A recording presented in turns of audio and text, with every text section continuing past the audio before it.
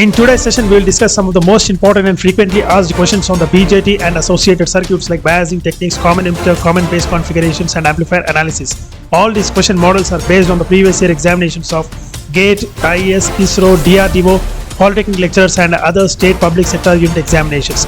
Let's welcome to the channel Electronics Pariksha.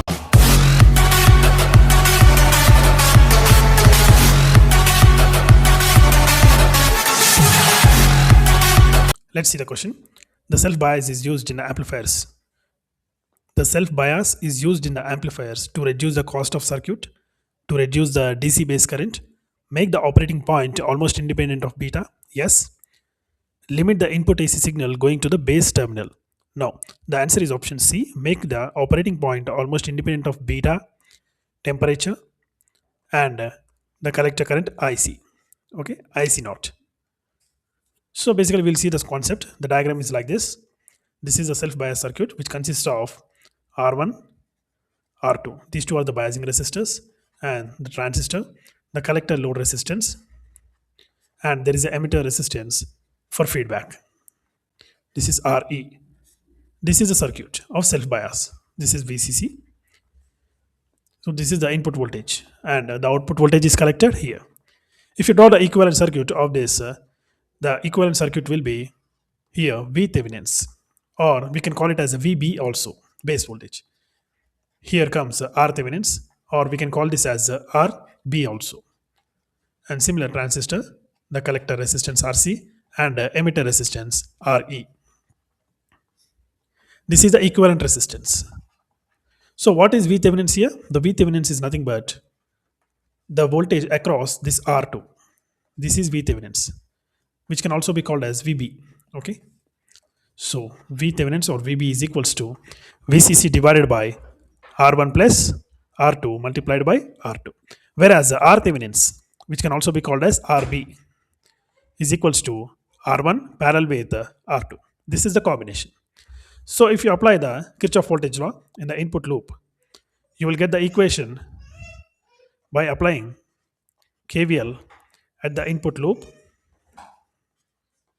You will get V Thevenins VTH is equals to IB base current RB.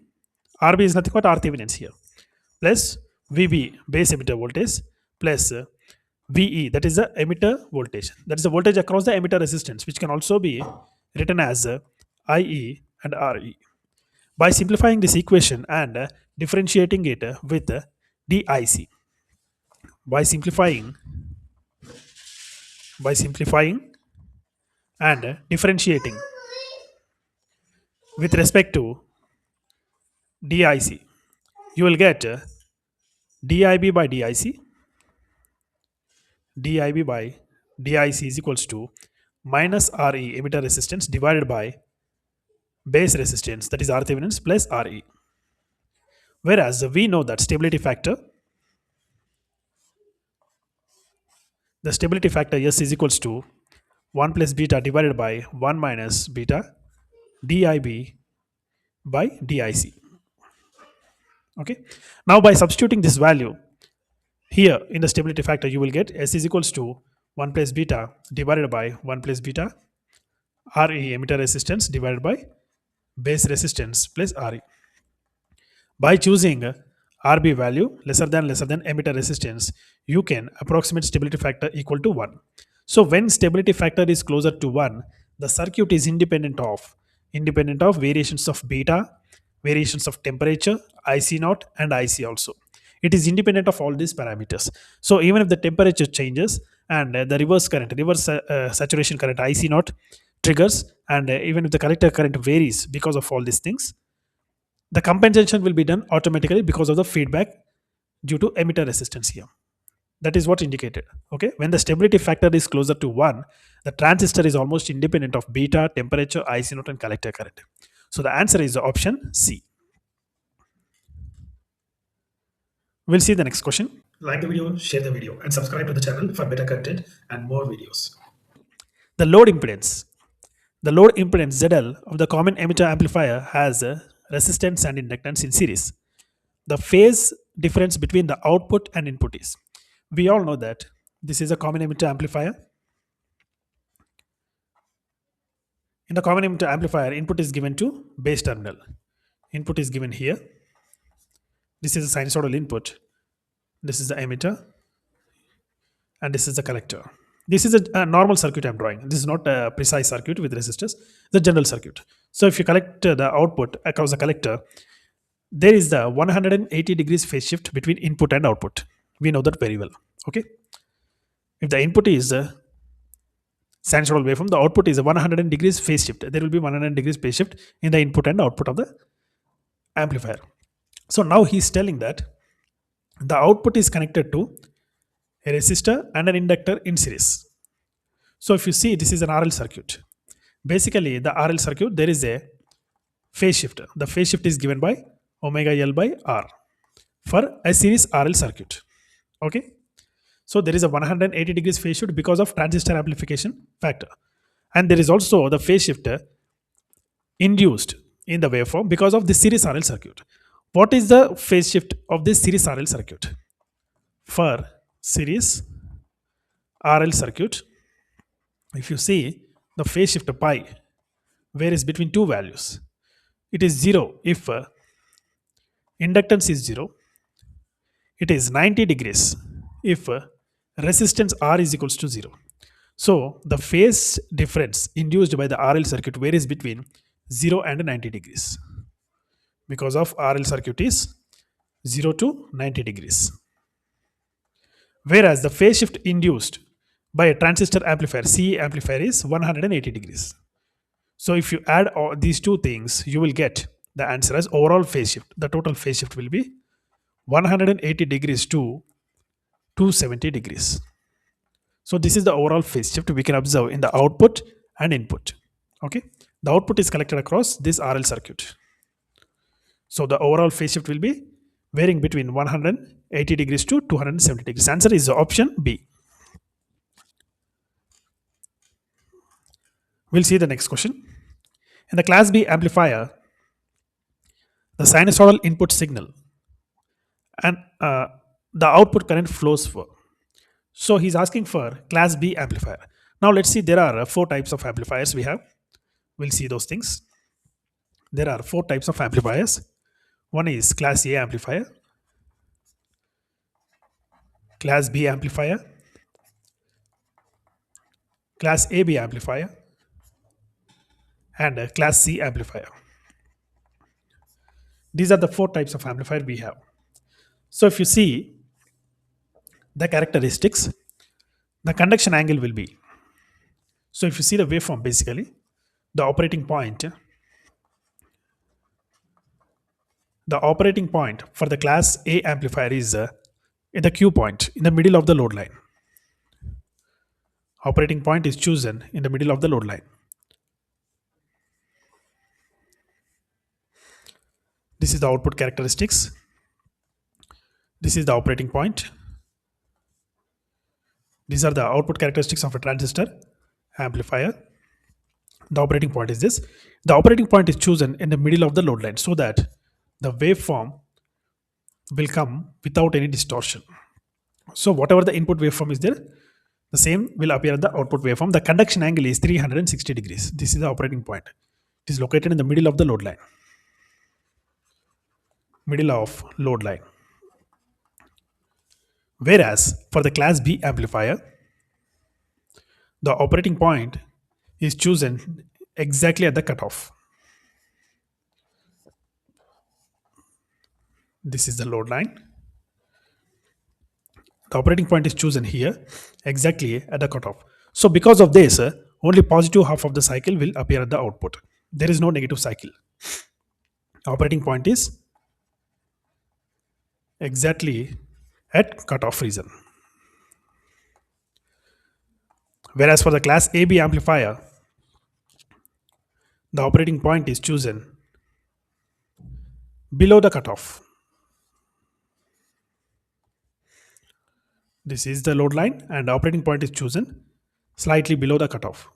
So because of this, there is some positive portion as well as some negative portion also at the output.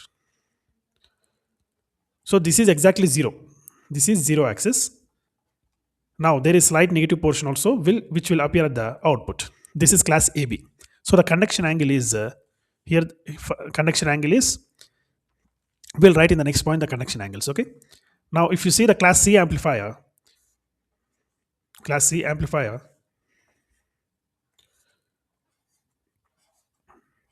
the operating point is chosen here somewhere here.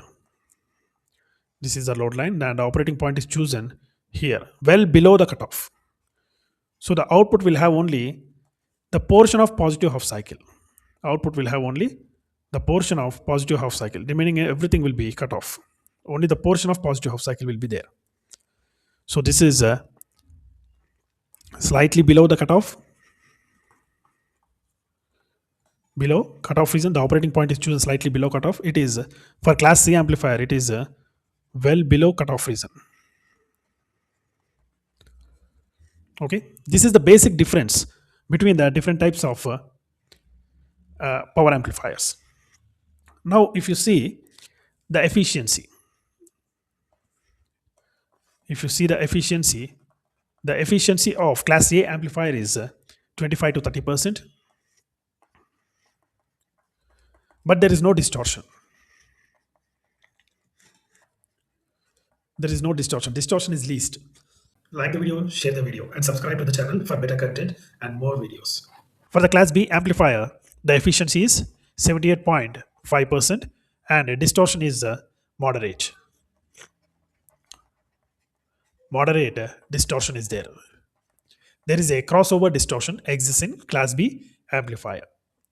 To avoid this crossover distortion in class B amplifier, we go for class AB amplifier, which has got the efficiency of 50 to 78.5%, because we avoid the crossover distortion here. Now, if you see the efficiency of class C, the class C efficiency is greater than 80% and distortion is highest here.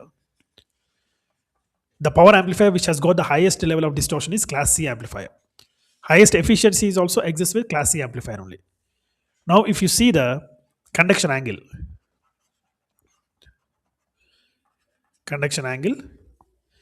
if you see the conduction angle for class C amplifier is 360 degrees. Whole 360 degrees, the waveform will be there, full cycle.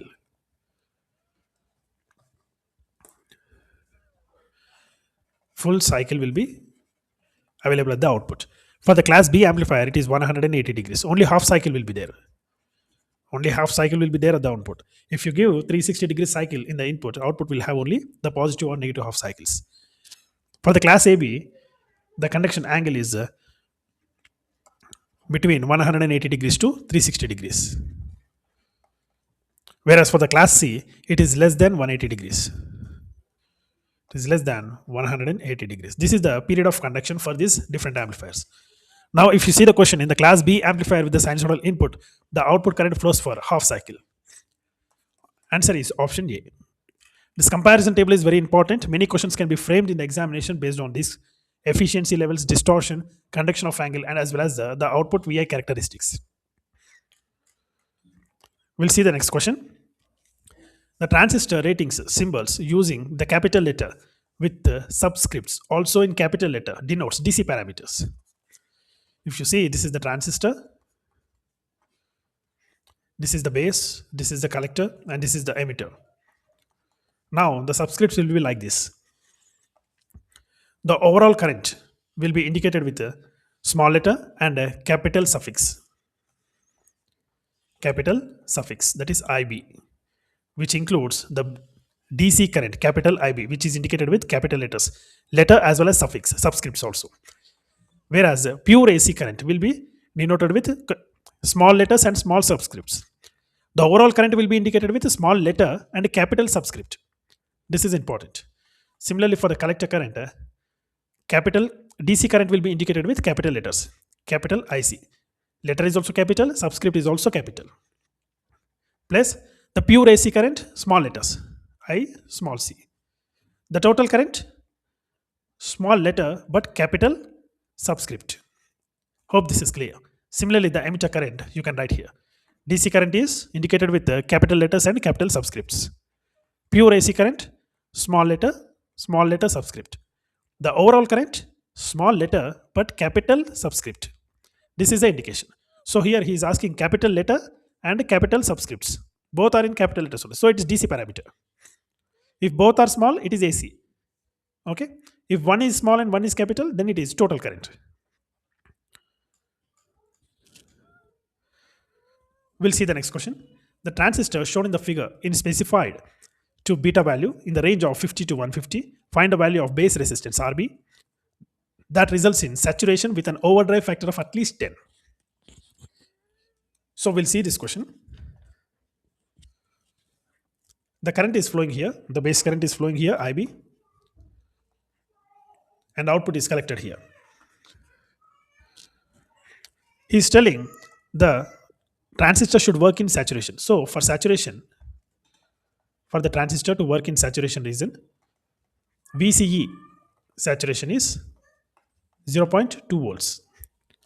So if you apply the Kirchhoff voltage law in the output loop, we'll get VCC is equals to ICRC plus VCE saturation.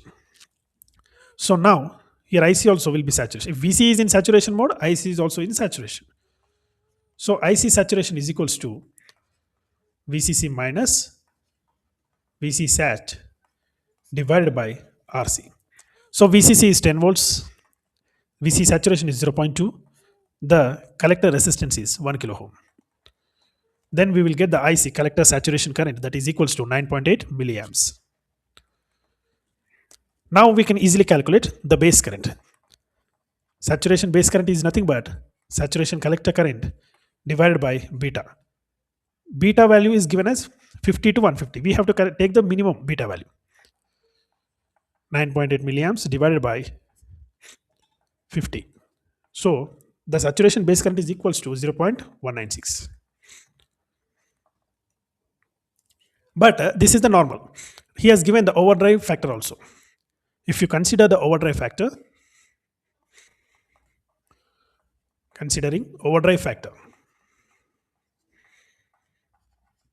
we will get actual IB saturation is equals to this overdrive factor 10 times of 0.196 milliamps. That is equals to 1.96 milliamps. This is the actual base saturation current. Now you can calculate the base resistance by applying KVL in the input loop. You apply the KVL in the input loop now. At input loop, you will get VBB is equals to IBRB plus VBE base emitter voltage. So VBB is 5 volts, IB is known 1.96 milliamps, RB is not known, VBE the base emitter voltage is 0.7. So the base resistance RB will be calculated as 2.2 kilo ohms. So the answer is option A. We'll see the next question. A certain transistor has alpha DC of 0.98 and a collector leakage current ICB0 or IC0 is 1 microamperes. When the emitter current is 1 milliamperes, the collector and base currents will be. So the formula is very simple. The collector current is equals to alpha emitter current IE plus IC0.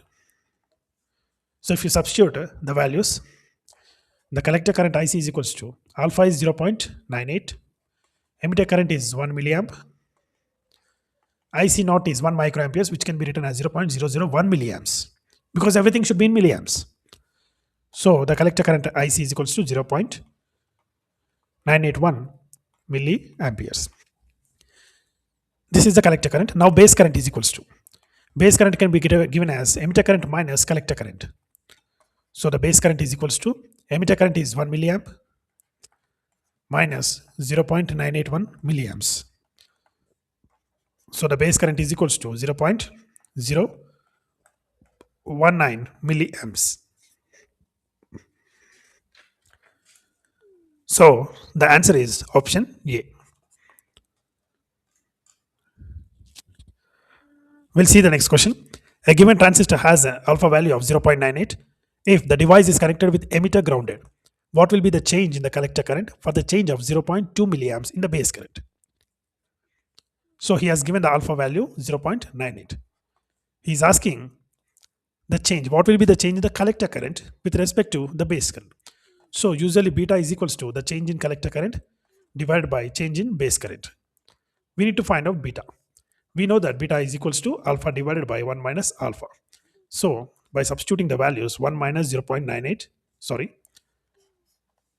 0.98 divided by 1 minus 0.98, which is equals to 49. So now beta is equals to delta IC divided by delta IB. Like the video, share the video, and subscribe to the channel for better content and more videos. He's asking the change in collector current with respect to change in base current. So beta value is 49. The change in base current value is 0.2 milliamps. So the change in collector current is equals to 9.8 milliamps. So the answer is option B. In the base bias transistor circuit, the junction temperature may vary from 25 degrees to 75 degrees. If beta increases from 100 degrees to 150 with rising temperature, the percentage change in VCE point to point, VC point will be. So it's very easy. Now we'll try to calculate this. He's asking to calculate a VCE, okay, at two different temperatures. So this is case 1 at temperature 25 degrees, where beta is equals to 100. This is case 2. The temperature is 75 degrees and beta is equals to 150. Okay, let's calculate these values. First, at temperature 25 degrees, IB, if you apply the Kirchhoff voltage law in the input loop by KVL at input loop,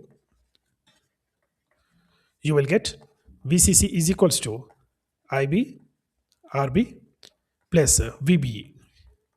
So IB is equals to VCC minus VBE divided by RB.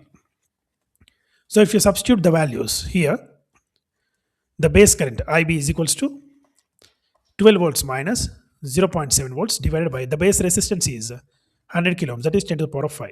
So the base current is equals to 0.113 milliamps. So the collector current IC is equals to beta IB, which is equals to beta is 100 multiplied by 0.113 milliamps. So the collector current IC is equals to 11.3 milliamps. Similarly, if you calculate the base current IB will be same in both cases, 0.113 milliamps. Only IC differs. The collector current, the base current remains same. The collector current is beta into IB. In this case, the beta is equals to 150 multiplied by 0.113 milliamps. So collector current 2, this is collector current 1. Here collector current 2 is equals to 16.75 milliamps. So now we got the collector currents. So our next step is to calculate the VCE voltage. So here, what is VCE? So if you apply the Kirchhoff voltage law in the output loop, VCE is equals to VCC minus ICRC. So here VC1 is equals to VCC is 12 volts, IC1 is 11.3 milliamps, and the collector resistance is 500 ohms. So here VC1 is equals to 6.35 volts. Similarly, if you calculate VC2, that is 12 minus IC2, that is 16.75 milliamps multiplied by 500 ohms. VC2 is equals to 3.32 volts. So now the change in VCE, if you see the change in VCE in percentile is equals to VC2, that is 3.32 volts minus VC1 6.35 volts divided by VC1 6.35 volts is equal into 100 is equals to minus 44.57%. So answer is option B. So what is the next question? What is the thermal runaway in a bipolar junction transistor biased in active region due to? So basically what happens, the thermal runaway comes with the temperature. If the temperature increases, that increases IC naught. The reverse current also increases. So if the reverse current increases, on what principle the reverse current increases? For every 10-degree rise in temperature, the reverse current gets doubled. Okay. So T2 to the power of T2 minus T1 divided by 10 multiplied by original IC naught. For every 1 degree, for every 10-degree rise in temperature, the IC naught doubles. So if IC naught doubles, the collector current IC is equals to beta IB plus 1 plus beta IC naught. So if IC naught increases, collector current also increases. So if collector current increases, the power dissipation increases. That is the heat. Again, if the power dissipation increases, the temperature rises. This is the continuous cycle because of which the transistor gets destroyed. This principle is called thermal runaway. So answer is option D. Increase in reverse collector base saturation current due to the rise in internal device temperature. So next question. A biasing circuit has a stability factor of 40. If due to temperature change, the IC node changes by 1 microamperes, the collector current changes with. So stability factor S is equals to the rate of change of collector current with respect to collector reverse current, reverse saturation current. So it's telling the stability factor is 40. The change in collector current is not known. The change in reverse saturation current is 1 microamperes. So with this, the change in collector current is equals to 40 microamperes. So answer is option B. Sri Raghava Academy online coaching center for the regular and backlog students dedicated to diploma and engineering courses. Semester wise and subject wise coaching is available. Contact the number 70192 46753.